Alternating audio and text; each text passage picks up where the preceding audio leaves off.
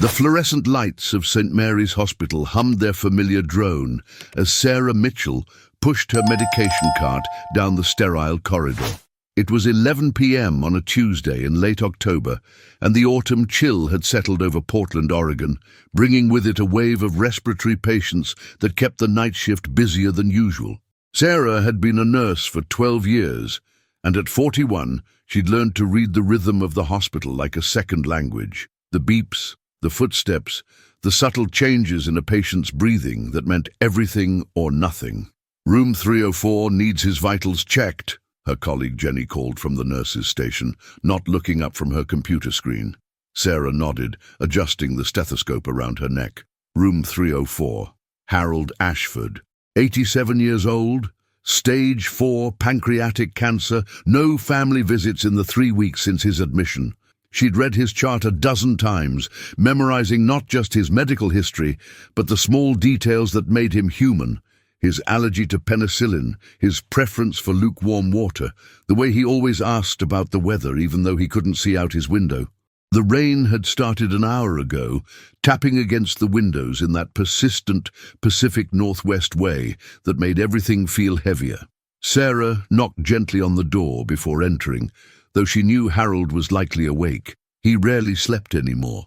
"Good evening, Mr. Ashford," she said softly, her voice carrying the practiced warmth that came from years of comforting the dying. "How are we feeling tonight?" Harold turned his head slowly, his gaunt face catching the dim light from the bedside lamp. His eyes, once sharp and commanding according to the intake notes, now held a watery vulnerability. "Sarah," he rasped, his voice like dry leaves, "I was hoping it would be you." She smiled, moving to his bedside to wrap the blood pressure cuff around his thin arm. "You're stuck with me for the next 8 hours, I'm afraid. Blood pressure first, then I'll get you some fresh water." "It's raining," he observed, as he always did. "It is. October in Portland. You'd think we'd all have gills by now." She watched the digital numbers climb and fall, noting them mentally. Blood pressure's holding steady. That's good. Harold's breathing was labored, each inhale a conscious effort. Sarah had seen this progression countless times, the way the body slowly surrendered piece by piece. She adjusted his oxygen cannula and straightened his blankets, small acts of dignity that mattered more than most people realized. "Do you have family, Sarah?" Harold asked suddenly, his eyes focusing on her face with unexpected intensity. "A daughter," she replied, checking his IV line. "Emma, she's 19, studying biology at Portland State, wants to be a veterinarian." "Smart girl. You raised her alone?" Sarah paused, surprised by his perceptiveness. "Yes. Her father left when she was 2. It's been just us for a long time." Harold nodded slowly, as if confirming something he'd suspected. "Hard work nursing. Doesn't pay what it should." She laughed softly, pulling up a chair beside his bed, something she technically didn't have time for, but did anyway. "No, it doesn't. But it's honest work. I get to help people when they need it most. Even dying people who can't give you anything back?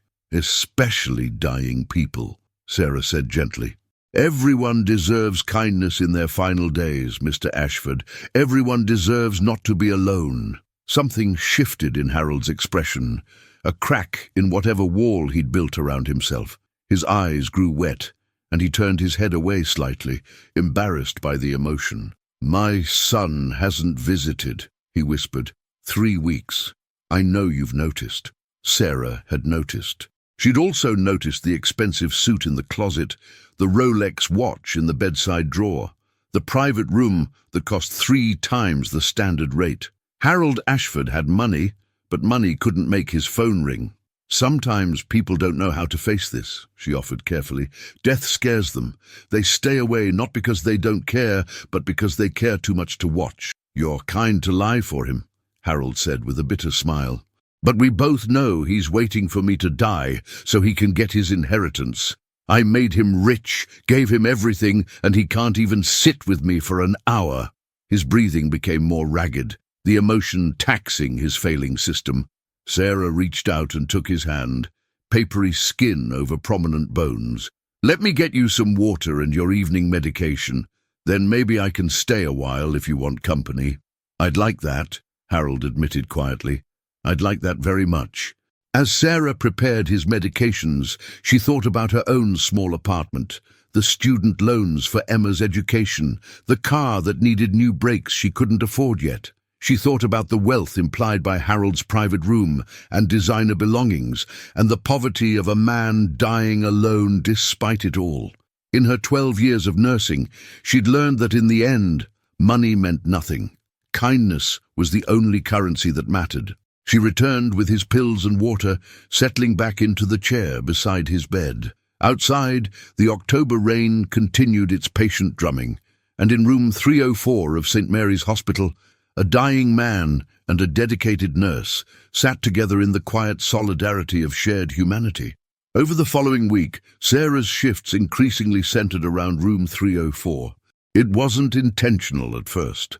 Harold simply needed more care as his condition deteriorated, requiring frequent vital checks, medication adjustments, and pain management.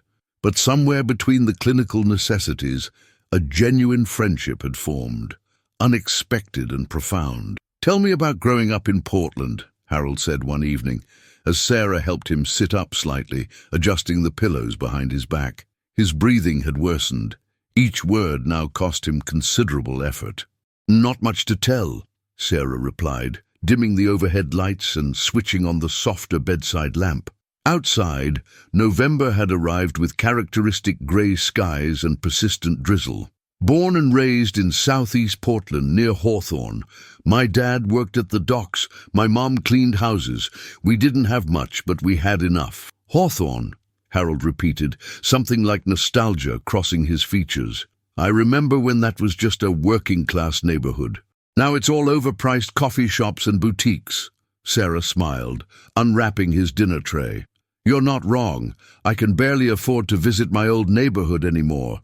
But change comes whether we want it or not." She noticed he wasn't eating. "You need to try a few bites, Mr. Ashford.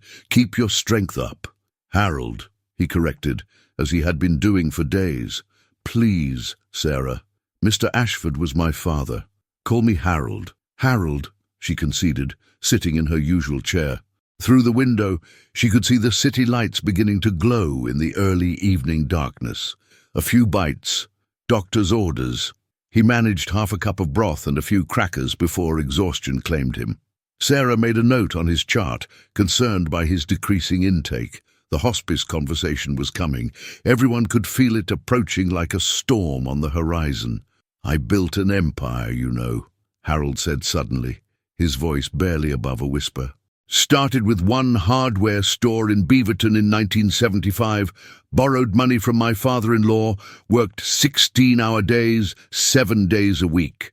By 1990, I had 37 locations across Oregon and Washington." Sarah listened, recognizing the need in dying patients to tell their story, to be remembered as someone who mattered. "My wife, Margaret, she died 6 years ago. She used to say I loved those stores more than I loved her." Harold's eyes grew distant. Maybe she was right. "I missed Christopher's baseball games, his graduations, birthdays. I was always working, always expanding, always chasing the next million. I told myself I was building a legacy for him, securing his future." "Christopher is your son?" Sarah asked gently. "My only child, 42 now. I handed him the company when I got sick. Made him CEO of an empire worth $43 million. Harold's voice cracked. "He sent flowers once, 2 weeks ago. His secretary called to say he was too busy with a merger to visit, too busy to see his dying father." Sarah felt the familiar ache of witnessing human pain that medicine couldn't touch. "I'm sorry, Harold. That must hurt terribly. You know what the worst part is?" Harold turned his head to look at her directly.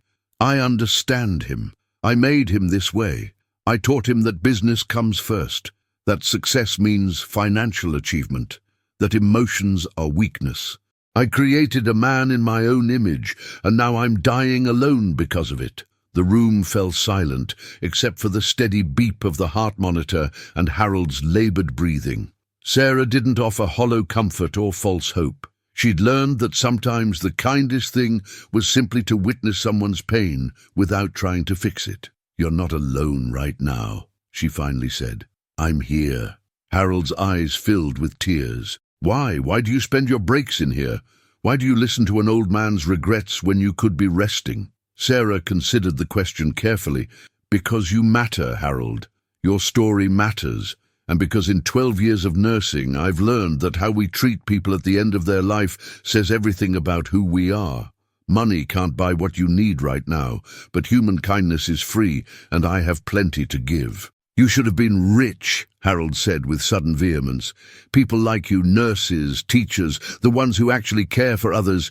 You should live in mansions while people like me, who only knew how to accumulate, should struggle. The world is backwards." "The world is what it is," Sarah replied pragmatically. "I chose nursing knowing I'd never be wealthy, but I go home every day knowing I helped someone. That's worth more than you might think." "Is it enough, though?" Harold pressed. "Be honest with me, Sarah. When you can't afford your daughter's textbooks, when your car breaks down and you don't have savings, when you're working double shifts just to make ends meet, is kindness really enough?" Sarah was quiet for a long moment, the question hitting closer to home than Harold could know. Emma's tuition payment was due in 2 weeks, and Sarah's bank account was frighteningly low. She'd been considering picking up extra weekend shifts, though her body was already exhausted. "It has to be," she finally answered, "because it's all I have to give." Harold closed his eyes, and Sarah thought he'd fallen asleep until she heard his whisper, "You've given me more than my own son ever did. You've given me dignity. Thank you, Sarah. Thank you for seeing me as human." Outside, the November rain intensified, and Sarah sat with her patient through the dark hours of the night, keeping vigil in the way only the truly compassionate can. "Doctor." Rebecca Chen stood at the nurse's station, Harold's chart open before her, her expression grave. Sarah had just arrived for her shift, still shaking rain from her jacket, when Rebecca motioned her over. "We need to talk about Mr. Ashford," Rebecca said quietly, glancing toward room 304. "His labs came back this morning. Liver function is severely compromised. Kidney values are climbing. I'm surprised he's held on this long." Sarah felt her stomach tighten. She'd known this was coming, had known since the first night she met Harold, but knowing didn't make it easier. "How long?" "Days, maybe a week if we're lucky. It's time to call his family, make arrangements. Does he have a healthcare proxy?" "His son, Christopher Ashford." "But Rebecca—" Sarah hesitated, uncertain how to explain the situation. "He hasn't visited once. I've left 3 messages at the number in the file. No response." Rebecca's jaw tightened. "Try again." "He needs to know his father is dying. Whatever their issues are, he deserves the chance to say goodbye." She closed the chart. "I'll start the hospice consultation paperwork. Make sure Harold understands what's happening. He trusts you." The conversation with Harold was one of the hardest of Sarah's career. She found him awake, staring at the ceiling, the morning light filtering through the rain-streaked windows, casting grey shadows across his face. "You have that look," Harold said before she could speak, "the one doctors and nurses get when they're about to deliver bad news. Just tell me straight, Sarah. I'm a grown man. I can handle it." Sarah pulled her chair close to his bed, taking his hand. "Dr. Chen reviewed your latest tests. Your organs are shutting down, Harold. We're looking at days, maybe a week. It's time to think about hospice care, making you comfortable." Harold absorbed this with remarkable calm, nodding slowly. "I've known for a while. You can feel it, you know, the body giving up, like a house settling before it collapses." He squeezed her hand weakly. "Have you reached Christopher?" "I've left messages. Dr. Chen is going to try again today." "He won't come," Harold said flatly. "He's probably with his lawyers, making sure the will is ironclad, counting his millions before I'm even cold." The bitterness in his voice was cutting. "That's the legacy I'm leaving, a son who values my money more than my life." Sarah wanted to argue, to insist that surely Christopher cared, but she'd seen too much family dysfunction in hospital rooms to offer false comfort. "I'm so sorry, Harold." "Don't be. I earned this." He turned his head to look at her, and Sarah was struck by the clarity in his eyes despite his body's failure. "But I'm going to do something about it. Call my lawyer. His name is Richard Moreno. Number should be in my phone in that drawer. Tell him I need to see him today. It's urgent." "Harold, you need to rest." "I've got days left to rest forever," he interrupted, his voice stronger than it had been in weeks. "I need to do this now, while I'm still lucid. Please, Sarah, this is important." She retrieved his phone, found the contact and made the call. Richard Moreno, attorney at law, agreed to come that afternoon. When she hung up, Harold looked more peaceful than she'd seen him. "Thank you," he said simply. "Now tell me about your daughter. Tell me something good while I wait." Sarah spent the next 2 hours between her other patients and Harold's room, sharing stories about Emma, her determination to become a veterinarian, her volunteer work at the animal shelter, the way she made Sarah laugh with her terrible puns. Harold listened with genuine interest, asking questions, remembering details. In his dying days, he'd become more present than many healthy people Sarah knew. Richard Moreno arrived at 2 p.m., a sharp man in his 60s, carrying a leather briefcase and wearing an expression of professional concern.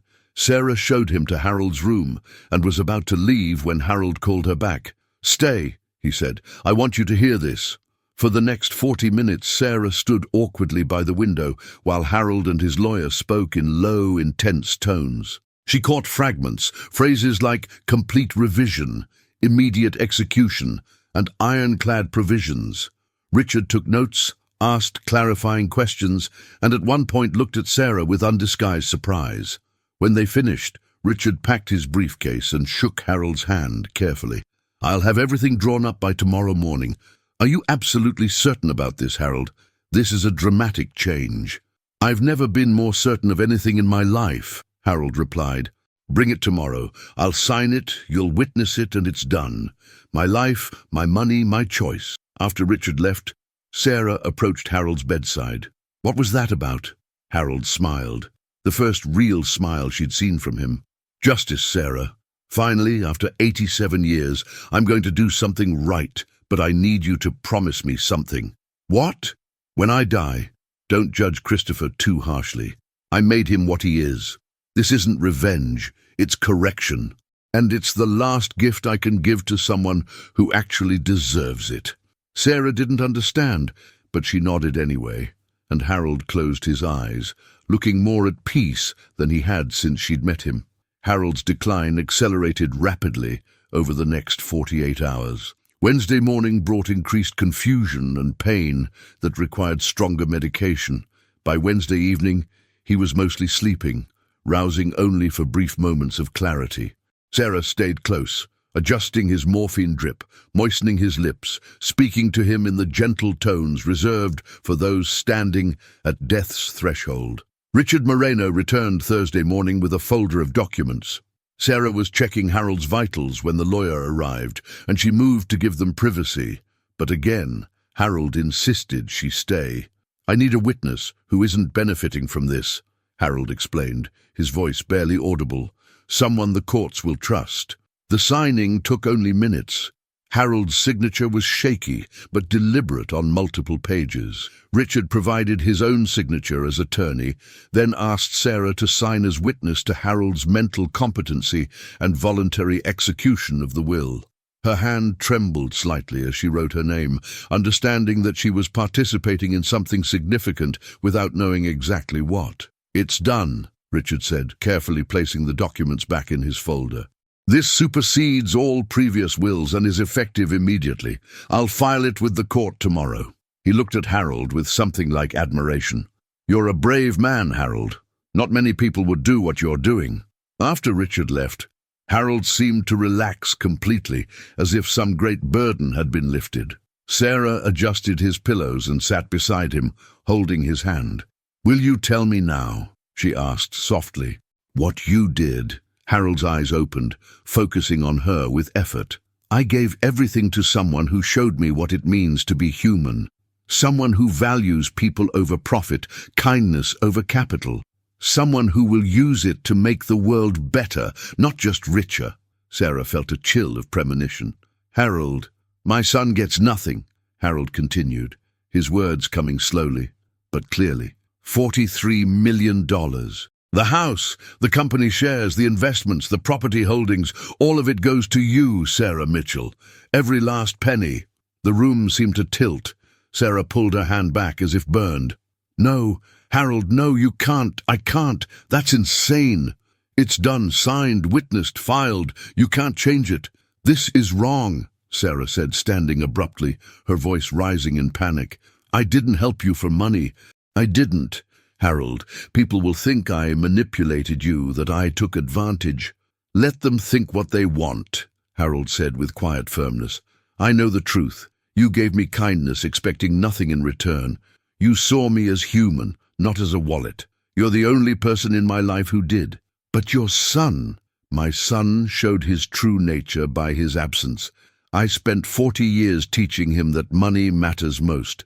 Now he'll learn what it means to have nothing, just like you've had nothing your whole life, and still remained kind. Harold's breathing was labored, each word an effort. You'll use it wisely, Sarah. You'll help your daughter, yes, but you'll also keep being exactly who you are. That's why you get it and he doesn't. Sarah sank back into the chair, her mind reeling. $43 million. The sum was incomprehensible. She thought of her studio apartment, Emma's student loans, the double shifts she worked just to break even. She thought of Christopher Ashford, a man she'd never met, who would wake up tomorrow having lost an empire because he couldn't spare a few hours for his dying father. This will destroy your son, she whispered. My son destroyed himself, Harold replied. I just stopped enabling him. Maybe losing everything will teach him what I never could. That wealth without character is worthless. And what if it destroys me? What if I can't handle this? What if you won't let it destroy you? Harold interrupted, his voice growing weaker. You're not like us, Sarah. You've lived with nothing and remained good. Money won't corrupt what you fundamentally are. I've watched you. I know. Tears streamed down Sarah's face. I don't want to lose you this way. I don't want your last gift to me to be something that feels like guilt and burden. Harold reached out, and she took his hand again. It's not guilt, it's gratitude, and it's justice. Please, Sarah, accept this. Let an old man die knowing he finally did something right. Let me believe that my life's work will go to someone worthy. They sat in silence for a long moment, Sarah trying to process a reality that seemed impossible. Finally, she nodded, unable to speak through her tears. Thank you, Harold breathed. Now stay with me.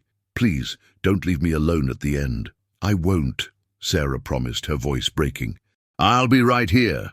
Harold closed his eyes, a small smile on his lips. Outside, the November rain continued its endless fall over Portland, washing the streets clean, while inside, room 304, a dying man and a stunned nurse held hands across the vast divide between wealth and worth, both forever changed by an act of radical redistribution. Sarah stayed through her shift and beyond, calling in another nurse to cover her other patients.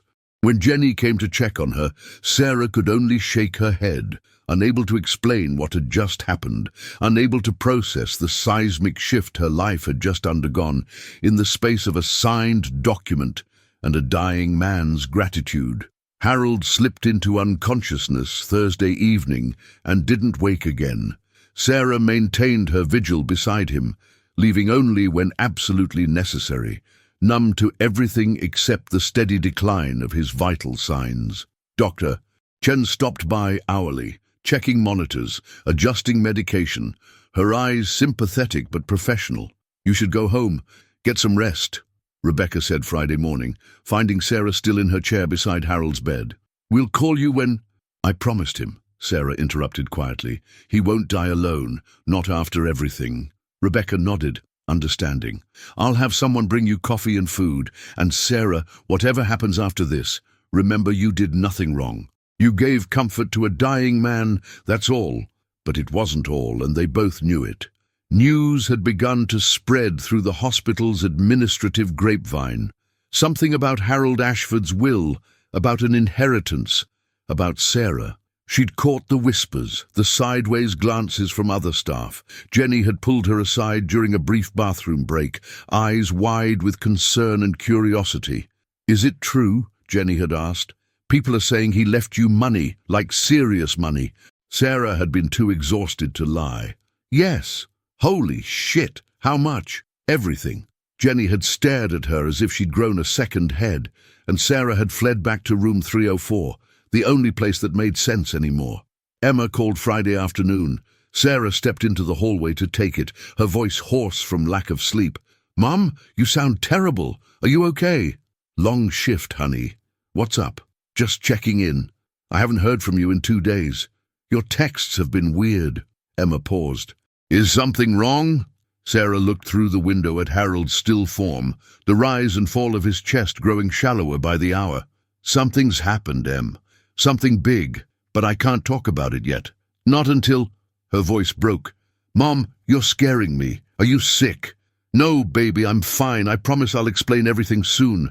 I love you so much, you know that, right?" "I know. I love you too. Call me when you can." "I will." Sarah returned to Harold's side, taking his cool hand in hers. His breathing had changed, the characteristic pattern that nurses recognized as the final stage. Hours, not days. She thought about Christopher Ashford, still unreachable, still absent. She thought about calling one more time, but what would she say? "Your father is dying, and he's given everything to me, a stranger, because you couldn't be bothered to visit." Instead, she did what she'd promised. She stayed. She talked to Harold in the quiet darkness, telling him about the rain outside, about the city lights, about how Emma wanted to specialize in exotic animal medicine. She told him he'd been a good patient, that she was grateful to have known him, that his kindness in these final weeks had meant more than he could know, even if it came with a burden she didn't know how to carry. Richard Moreno visited Friday evening, his presence somber. He didn't stay long, just stood at the foot of Harold's bed for a few minutes, then handed Sarah a business card. "Call me," he said simply. "After. You're going to need legal guidance, and you're going to need it fast. Christopher Ashford has been calling my office every hour since I filed the will this morning. He knows." Sarah's stomach dropped. What does he know? That he's been disinherited, that a nurse he's never met now controls his father's empire. He's lawyering up Sarah. "This is going to get ugly." After Richard left, Sarah sat in the chair and cried, for Harold, for herself, for the impossible situation she'd been placed in through no ambition of her own. She hadn't wanted this. She'd only wanted to help a dying man feel human in his final days. Now she was at the center of what would undoubtedly become a legal and public relations nightmare. Dr. Chen came in at midnight, did her assessment, and met Sarah's eyes with quiet understanding. "It's time. His blood pressure is dropping, respiration is barely registering. It's a matter of minutes now." Sarah nodded, fresh tears streaming down her face. She moved closer to Harold's bed, taking both his hands in hers. "It's okay," she whispered to him. "You can let go. I'm here. You're not alone. You did a good thing, Harold, a brave thing. Whatever happens, I promise I'll try to honor your trust. I'll try to be worthy of it." Harold's breathing became even more shallow. 1 breath, 2, 3. A long pause, another breath, another pause, longer this time. Sarah held his hands and watched the monitor as his heart rate slowed, and finally, at 12:47 a.m. on Saturday morning, stopped. The room fell silent, except for the single long tone of the monitor. Dr. Chen moved forward, checked for pulse and respiration, and noted the time of death in her tablet. "I'm sorry for your loss," Rebecca said softly, placing a hand on Sarah's shoulder. Sarah sat with Harold for another 20 minutes, his hands growing cold in hers, trying to process that the man who had upended her entire world was gone. Then she stood, kissed his forehead gently, and walked out of room 304 for the last time. Outside, Portland slept under its November rain, unaware that a nurse's life had just changed forever in the quiet hours before dawn. Sarah didn't go home after Harold died. She couldn't face her apartment, couldn't face Emma, couldn't face the reality waiting for her outside the hospital. Instead, she sat in her car in the parking garage as dawn broke over Portland, her phone clutched in her hand. Richard Moreno's business card on the dashboard. The phone rang. Emma. Sarah let it go to voicemail. It rang again. Jenny. Voicemail. A third time, a number she didn't recognize. She turned the phone off entirely and drove. She found herself at Waterfront Park, the Willamette River grey and swollen with November rain. A few joggers passed, headphones in, oblivious. Sarah sat on a wet bench and tried to make sense of 48 hours that felt like 48 years. $43 million. The phrase kept running through her mind like a glitch. She thought about her own bank account. $347 until next week's paycheck. She thought about the hospital's parking fees she could barely afford. She thought about telling Emma that she'd never have to worry about tuition again, that they could move out of their cramped studio, that everything had changed because a dying man had decided Sarah's kindness was worth more than his son's birthright. "You look like you've seen a ghost." Sarah turned to find an elderly woman standing nearby, holding an umbrella, despite the fact that the rain had temporarily stopped. She wore a purple rain jacket and sensible shoes, her white hair carefully styled, her eyes kind and curious. "Something like that," Sarah replied, too tired to be polite or evasive. The woman sat down beside her without invitation. "Rough night?" "Rough life lately." Sarah looked at her. "Do you believe in doing the right thing even when it feels wrong?" "Interesting question." The woman considered it. "I think sometimes the right thing feels wrong because it disrupts what we're comfortable with. Change is scary, even good change. What if the right thing hurts people? Then it's probably not as simple as right or wrong. Life rarely is." The woman smiled. "I'm Margaret, by the way, Margaret Chen. My daughter's an ER doctor at St. Mary's. I come down here to walk sometimes when I can't sleep." Sarah's eyes widened slightly. "Dr. Chen? Rebecca Chen? You know her?" "I work with her. I'm a nurse. Sarah Mitchell." Margaret's expression shifted to recognition and something else, understanding perhaps. "Ah, you're the one everyone's talking about. The nurse who inherited Harold Ashford's fortune." Sarah's face must have shown her shock, because Margaret patted her hand sympathetically. "Small world, smaller hospital. Rebecca mentioned it at dinner last night. Don't worry, she didn't gossip. She's concerned about you. She likes you." "How does everyone know already? He just died a few hours ago." Richard Moreno filed the will publicly on Thursday. "Christopher Ashford has been making calls, trying to build a case that you manipulated his father. It'll be in the newspapers by Monday, probably sooner." Margaret's voice was gentle but direct. "You're about to become very famous, dear, and not everyone will think kindly of you." Sarah dropped her head into her hands. "I didn't want this. I just wanted to help him. He was dying alone." "I know. Rebecca told me. She said you sat with him when you didn't have to, that you made his last days human." Margaret was quiet for a moment. "Harold Ashford was a patient at St. Mary's before, about 8 years ago. Heart attack. I met him in the cardiac wing. He was demanding, difficult, treated the staff like servants. His son was with him then, equally unpleasant. When Harold recovered, he donated $1 million to the hospital and made sure everyone knew about it. That's who he was. Generous with money, stingy with kindness." "He changed," Sarah said softly. "At the end, he changed. He saw what mattered. Death does that sometimes. It clarifies."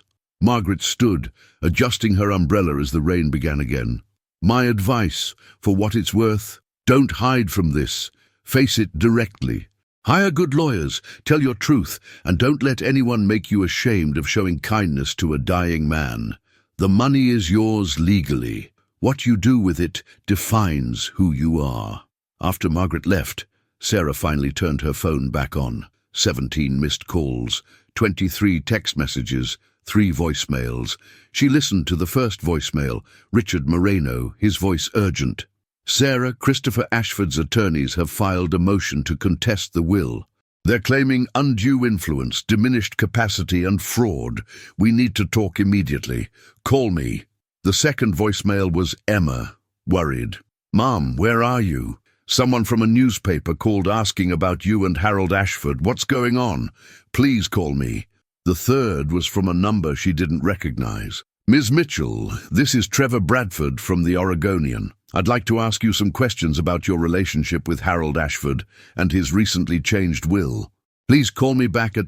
Sarah deleted it and called Richard Moreno. Sarah, thank God, where are you?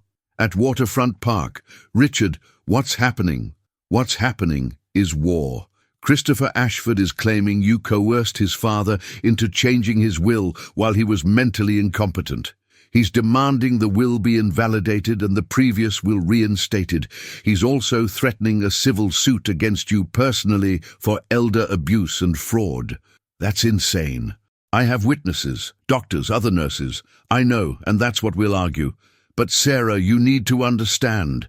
This is going to be public and ugly. The media loves these stories. Rich dying man, working class nurse, disinherited son. It's a headline writer's dream. Sarah watched the rain falling on the river, each drop disappearing into the greater whole. What do I do? Come to my office. Today, we prepare. We document everything. And Sarah, don't talk to anyone, not reporters, not curious friends, not anyone except me and your immediate family, understood? Understood. She hung up and sat in the rain, watching the city wake up around her, knowing that her quiet life as an invisible hospital nurse was over forever. The conference room at Moreno and Associates smelled of leather and expensive wood polish. Sarah sat at a table that could seat 12, feeling absurdly out of place in her nursing scrubs and worn sneakers. Richard sat across from her with two other attorneys, a severe woman named Patricia Holloway, who specialized in estate law, and a younger man named James Park, who handled media relations. Let's be clear about what we're facing, Patricia began, spreading documents across the table. Christopher Ashford has filed a petition to invalidate his father's will based on 3 claims: undue influence, lack of testamentary capacity, and fraud. He's also filed a civil complaint against you, personally seeking damages for what he's calling systematic manipulation of a vulnerable elderly man. Sarah's hands trembled. I didn't manipulate him. I was just kind to him. We know that. But here's what Christopher's attorneys will argue. You were his caregiver in a position of power. He was elderly, dying, heavily medicated, and vulnerable. You exploited that vulnerability to gain financially. They'll paint you as a predator who saw an opportunity and took it. That's not what happened.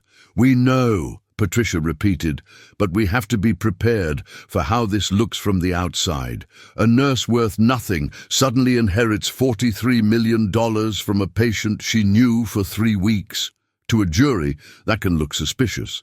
What do we have in our favor? Richard asked, trying to redirect to strategy. Patricia consulted her notes.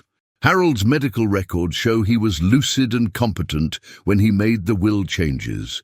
Dr. Chen's notes specifically document his clear mental state on the day he met with Richard. We have witness testimony from multiple hospital staff about Sarah's professionalism and the lack of any inappropriate relationship. And we have something Christopher doesn't: documentation of his complete absence during his father's final weeks. Will that matter? Sarah asked quietly. It matters a great deal. Harold's will includes a letter of intent explaining his reasoning. He explicitly states that Christopher's refusal to visit demonstrated a lack of care or character that disqualified him from inheriting.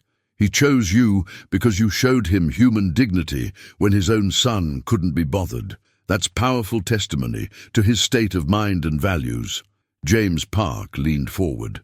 The media angle is going to be crucial. Christopher is already giving interviews painting himself as a grieving son, victimized by a con artist. The Oregonian runs a story tomorrow. I've seen a preview. It's not flattering to you, Sarah. What do they say? That you're a struggling single mother who saw an opportunity and manipulated a dying man's emotions to steal his fortune. They've got quotes from former employees of Harold's company talking about how devoted Christopher was to his father, how the illness was too painful for him to watch.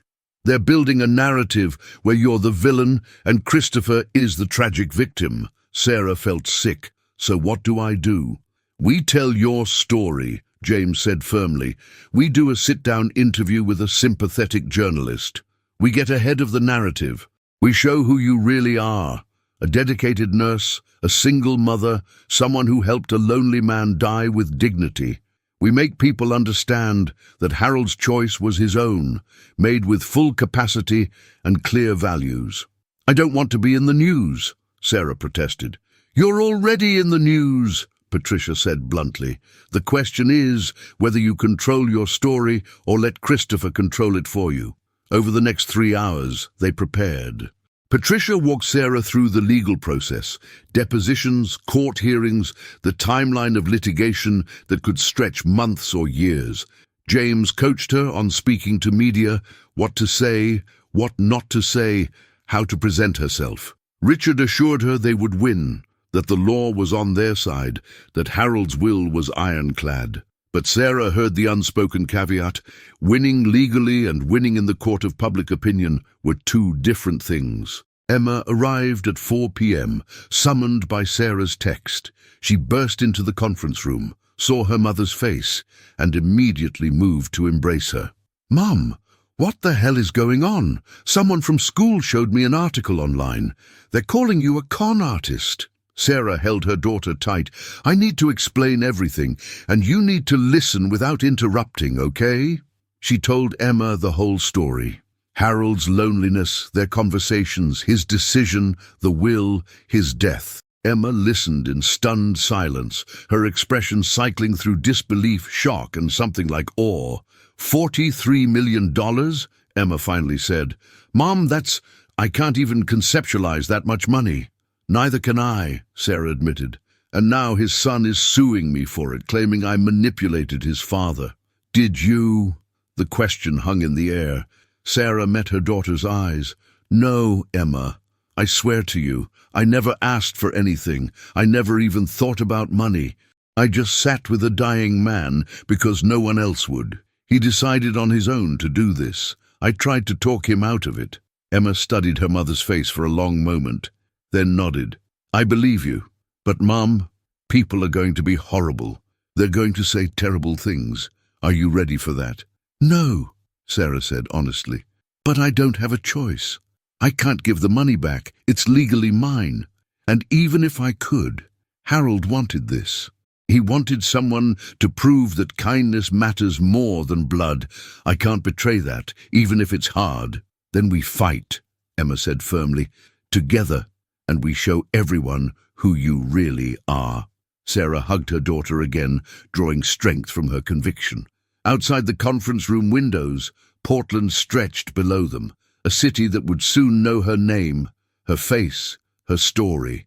Whether they would judge her fairly remained to be seen.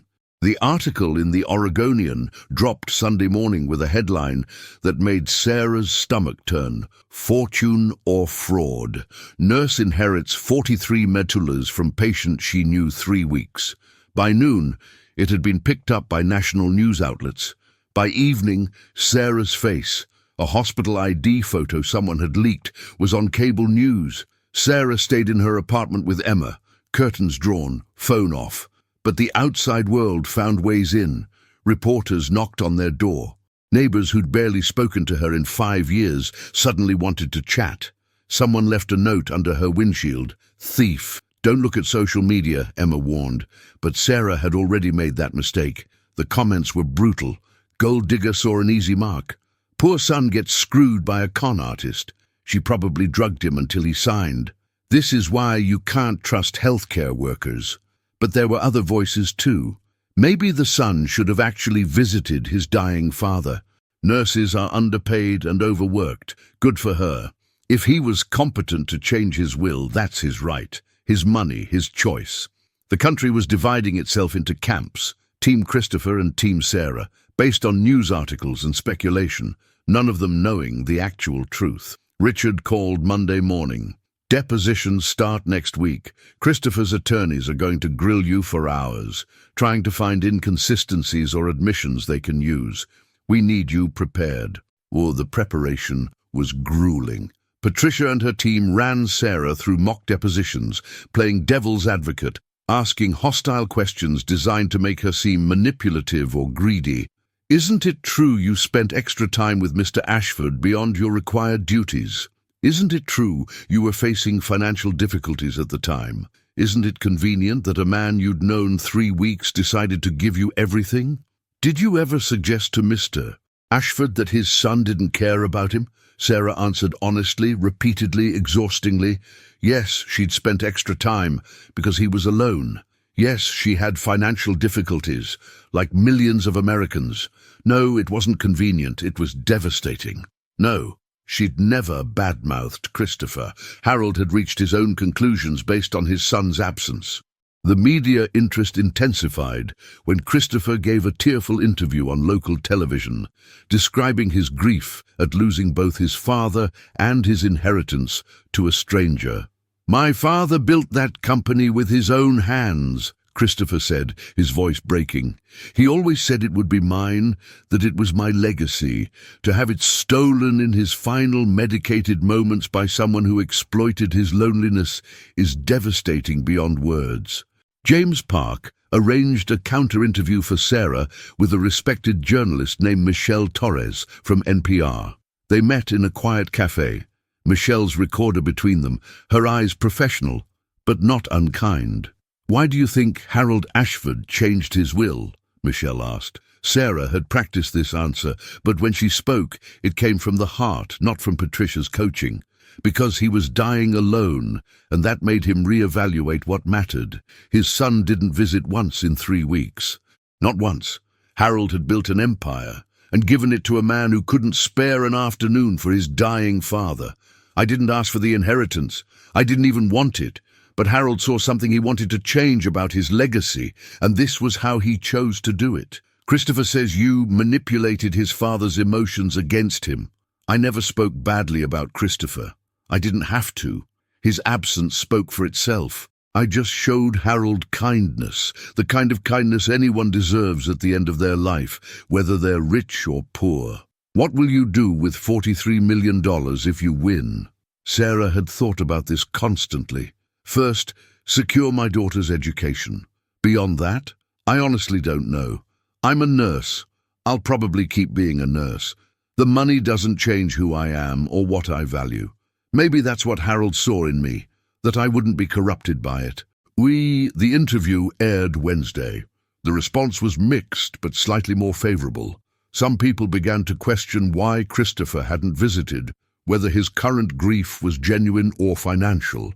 But others remained convinced Sarah was a calculating predator who had stolen an old man's fortune. St. Mary's Hospital placed Sarah on administrative leave pending the resolution of the case, not firing her, but removing her from patient care to avoid any appearance of impropriety.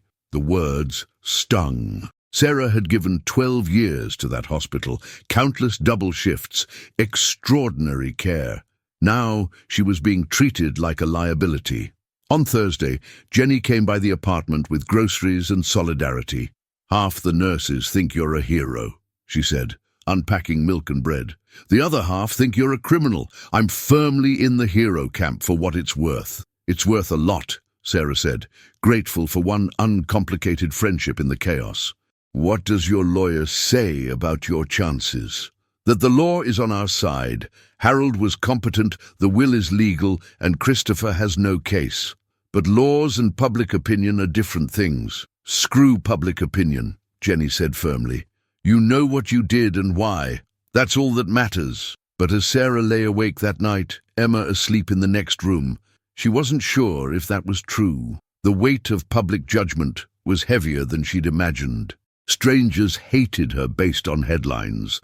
Her professional reputation was in question. Her face was recognizable on the street. Harold had wanted to teach his son a lesson about values and worth, but the cost of that lesson was falling on Sarah, and she wasn't sure she was strong enough to bear it. The courtroom was smaller than Sarah had expected, less dramatic than the legal dramas on television suggested. Judge Martha Hensley presided, a woman in her 60s with sharp eyes and zero patience for theatrics. Christopher sat with his legal team on one side, Sarah with Richard, Patricia and James on the other. The gallery was full of reporters, curious onlookers, and people who'd formed strong opinions based on cable news. The hearing to validate Harold's will lasted 3 days. Christopher's attorneys presented their case first. Testimony from former business associates about Harold's supposed love for his son, medical experts questioning whether Harold's medication might have impaired his judgment, character witnesses painting Sarah as desperate and financially motivated. But under cross-examination, the case crumbled. The business associates admitted, under oath, they hadn't spoken to Harold in years. The medical experts acknowledged that Dr. Chen's notes clearly documented Harold's mental competence. The character witnesses, neighbors who barely knew Sarah, admitted their opinions were based on news reports, not personal knowledge. When it was Sarah's turn, Patricia had her walk through every interaction with Harold.